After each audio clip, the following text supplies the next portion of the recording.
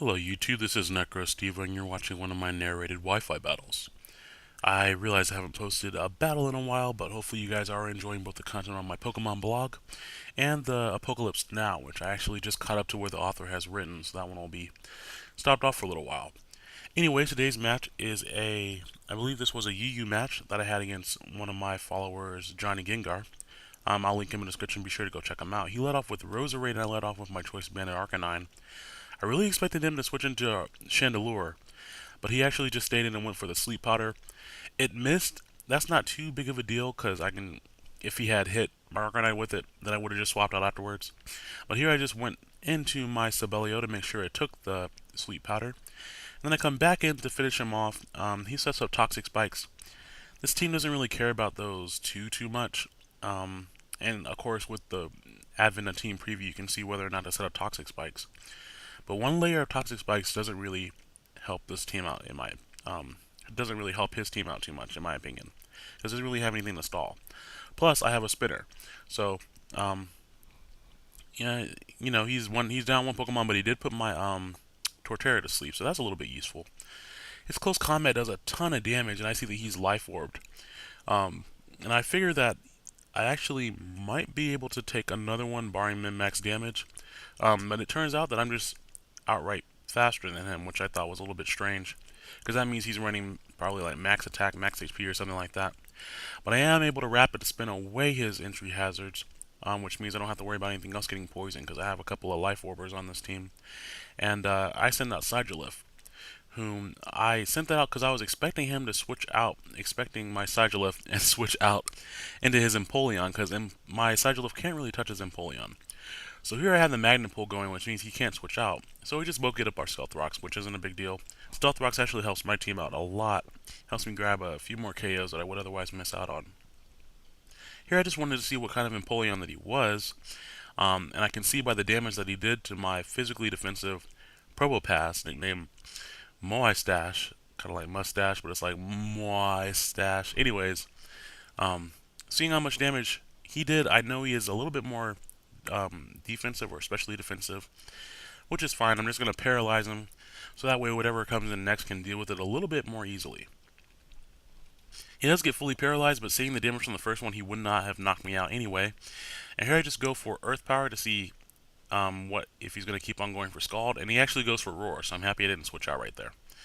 And I get dragged into the Sibelio, and I was really worried he might have the Ice Beam, but at the same time, I knew I had to stay asleep for a turn, and I also needed to scout out what last move this Empoleon had, because I knew he had Stealth Rocks, Roar, and Scald. But he just switches straight into his Heracross. And I've seen his battles before where he's had a choice banded Heracross, and I was like, okay, if this thing isn't banded, I can take a hit from it, maybe, and wake up. But it turns out that he is banded, and he just kind of wipes out Sibelio. So that's a little bit unfortunate. Now that he is locked on a close combat, I can just come in right here and wall him to death with my Sigilif, which I need a nickname for, so if you guys have any cool nicknames for Sigilif, I'd be interested to hear them. And I can start Calm Minding up. He brings out Dusclops, and the typical Dusclops set cannot touch this Sigilif. And you guys might notice that I'm using Calm Mind instead of Stored Power. I opted for a Calm Mindset with a timid nature, with a decent amount of speed and a max special attack, and a little bit of HP, not too much. Um, but I did that just so I could outspeed things that are trying to set up on me, and possibly either burn them or roost before they could damage me. Because the other set is Bold, and that set is a more defensive approach. And I like the raw power that the Calm Mind brings to it, because not only do I get a stronger attack than Psychic after 2 Calm Minds, but after 3 or 4 Calm Minds, then I'm hitting with the power of like a Choice Specs Life Orb Pokemon all in one. So, and I can normally set up quite a bit. I will say I think my opponent makes a little bit of a misplay here, staying in here with Dusclops the way he does. Now, I got 3 Calm Minds, I believe, and that's almost enough to one-hit KO the Dusclops.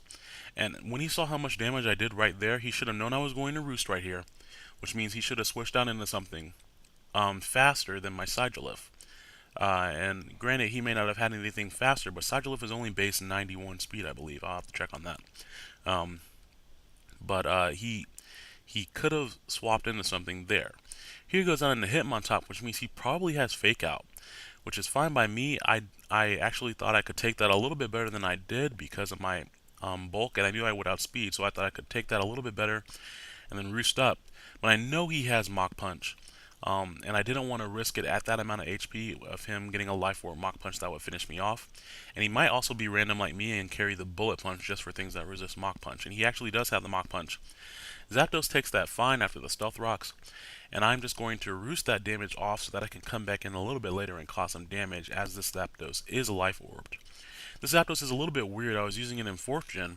It has Thunderbolt, HP Water, that's about a 60 base power move, and it also has Roost and Heat Wave. So Water Fire, of course, provides great coverage, especially for the types of things I like to switch in on Zapdos. And Thunderbolt is just a great overall stab move. Here I needed to check to see what item his Chandelure had. I knew if I lived this attack, he was probably not choice specs, but he just blows my Probopass away, which means he is definitely choice spec. And knowing that, I'm just going to come in here and roost because he's -2 special attack. I have a little bit of HP bulk, and after a few Calm Minds, he's not going to be able to damage me. He misses one. After you see the damage from this one right here, you'll know that that one would not have been enough to KO me. Because this is, I get up a Calm Mind. So basically, after I get up a second Calm Mind, just double the damage that that one did. And I was at half HP roughly, so look at how much damage that this first one does. It does a ton of damage, so actually he may have been able to kill me. I'm not actually sure right there. That may have really mattered. I'll run a damage calculation and throw that in the bottom. Anyways, though, he's having really bad luck with these overheats. And I actually just went for Psycho Shift there to try to give him an extra turn to make up for it. But he, after all the other Calm Minds, he's still not able to knock me out. So at this point, it's kind of a, well, too little too late trying to help him out there. I guess I should have done that a little bit earlier. But it was an effort in good faith, I will say. But he finally switches out. I think he should have swapped out a little bit earlier, especially since he could have swapped out after he missed the first one maybe, and then swapped back in with the overheat. Then still been not -2 special attack and done a great deal of damage. But here he comes back in, goes ahead and goes for the Fake Out. And I flinch, and then he goes for Mach Punch. Does it do more than 22 damage? Maybe. I didn't get a good look at my HP there. But I maybe could have stayed in there earlier and just killed him with the stored power. Now he brings out Empoleon, and I'm actually expecting this thing to have Ice Beam, or maybe even, it's probably going to roar me out as well. But I thought he might predict me to predict him to expect the roar and then go for a different move. But I was okay with that because the chances of me getting dragged into Zapdos were pretty good. And since I know that Sigilyph outspeeds his remaining Pokemon, Zapdos definitely outspeeds his remaining Pokemon. So I'm okay with going for a Life Orb, Stab, Thunderbolt, taking out Empoleon, which is great. Because now if I need to, my Sigilyph can come back in and do some good work. And here he brings out his Heracross, which of course I outspeed that as well and go for the Heat Wave, which is going to knock that one out as well. And that leaves him with one Pokemon, I believe, which is going to be a Chandelure, which Zapdos also outspeeds. So a little bit of a miniature Zapdos sweep there at the end. I haven't really used Zapdos too much as of late, but he's a pretty fun Pokemon. But that was a 3-0 battle, I believe. So not a bad match at all. Thank you, Johnny Gengar, for the match. If you guys would please go check him out in the description. He actually has recently started posting battles himself. So if you guys are interested in that, please go check him out. And my next Pokeblog is going to be Porygon. If it's not already up at the time of me posting this video, it should be up soon. My law classes are starting to wrap up. So of course that means finals. And that means less time for things like Pokemon. But anyways, though, I hope you all enjoyed the match. And I hope you guys have a great day. Thanks. Bye.